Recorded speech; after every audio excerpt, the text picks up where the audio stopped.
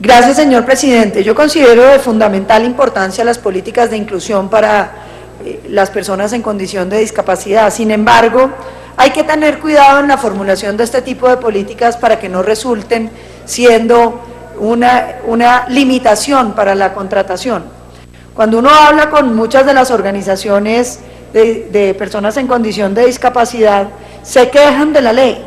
porque dicen que el hecho de que los empleadores consideren que una persona en condición de discapacidad nunca va a poder ser despedida, hace que los empleadores de una vez descarten la posibilidad de contratar una persona en condiciones de discapacidad. Porque lo que terminan pensando la mayoría de los empleadores es, no lo contrato porque si lo llego a contratar y no me gusta ya no lo puedo echar.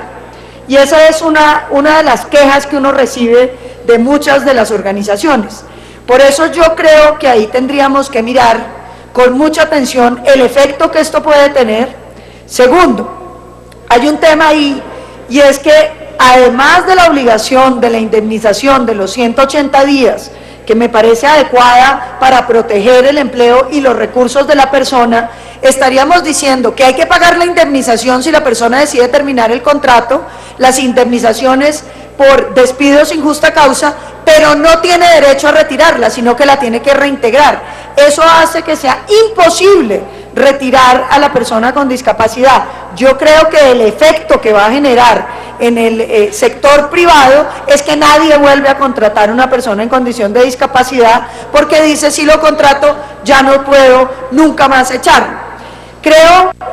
senadora Nadia, como tercer punto, que ahí hay un tema en términos de la definición de la manutención. La definición que hace el artículo primero de la ley me parece excesivamente amplia y me refiero entonces a lo que sugería el senador Ramos, y es que cualquiera que tenga un pariente que viva en la casa con el pariente puede decir que lo cuida y por lo tanto es cuidador de una persona en condición de discapacidad, según la definición que quedó incluida en el parágrafo del artículo 1. Yo sugeriría que se incluya un artículo donde el Ministerio de Salud y Protección Social defina las condiciones mediante las cuales alguien puede ser considerado cuidador y que se entienda que esa persona no necesariamente tiene que vivir con la persona en condiciones de discapacidad, porque suponga usted una persona con una enfermedad o que requiere una atención y que vive en un instituto, pues esa persona sí que requiere el sustento de su pariente, no vive en la casa como lo restringe el parágrafo 1 del artículo 1,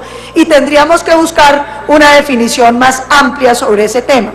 Como cuarto elemento para esta discusión, quisiera decir que hay también un problema